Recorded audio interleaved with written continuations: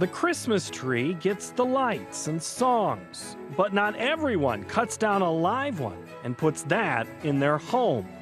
The one embracing the colors of Christmas is the Mexican transplant, the poinsettia. Brilliant bracts of green and red, white or pink. The plant has more than 100 variations.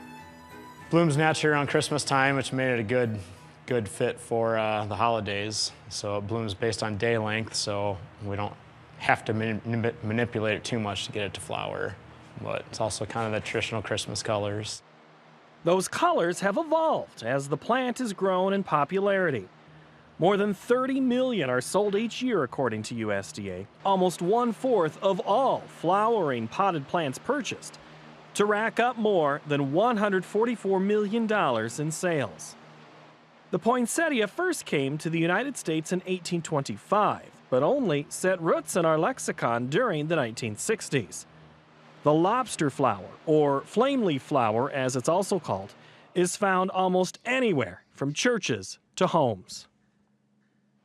New varieties emerge every year as hybrids take hold, and science works most of the time. There'll be a slight difference. So maybe the bract color is darker, or you'll have a 1,000 white plants and one is pink. So a lot of them are just natural mutations where we did some cross-pollinating to get one variety and then it's just naturally mutated. That's very common in plants. Randall Voss is the horticulture program chair at Des Moines Area Community College in Ankeny, Iowa. Annually, he leads a class that grows the poinsettia from sprig to sale.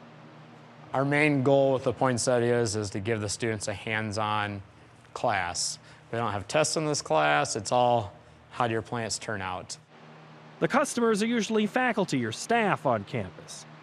Voss, who has a background in commercial horticulture, helps students understand the demands of the end user, extending the lesson as growing the best plant root to bract. If we test the pH of the media, the salt content of the media, which lets us know if we're fertilizing too much or not.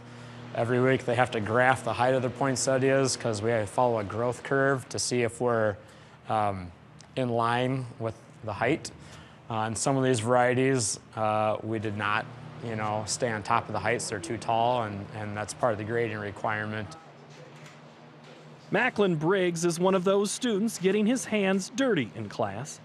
He says timing is key, as the poinsettia performs better in drier conditions to help the modified leaves form fully.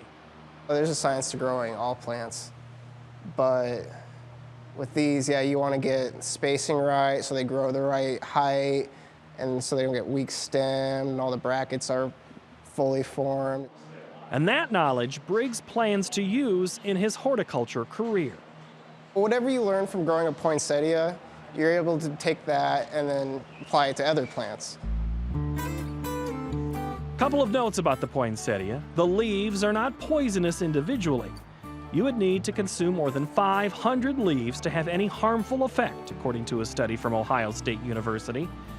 The same study reveals pets dining on a milky leaf could experience nausea or intestinal irritation. California is the nation's top poinsettia-producing state in the U.S. September's shorter sunlit days signal to the poinsettia it is time to change colors or bloom. The internal clock interprets more dark than daylight as the cue to initiate the flower. Greenhouses take precautions to block out any light as to not disturb the cycle. The window for error is small and can be delicate, even for seasoned professionals. The tricky thing about poinsettia is you get one chance every year. There's only one poinsettia crop, so even if a grower's been working for 10 years in a greenhouse, they've only grown 10 poinsettia crops. Most other greenhouse crops are growing them year-round. So let's say in the spring, you might get 5 shots at growing petunias. And Voss's hands-on approach stresses the customer's expectation: uniformity. The customer doesn't know that this plant naturally grows taller, that one naturally grows shorter. It's up to the grower to make everything uniform. So you look down the bench, no matter what variety there is, they're all the exact same height, because that's what the customer wants. They might put 2 of these plants together, they want them the same height, and that's kind of what makes or breaks you.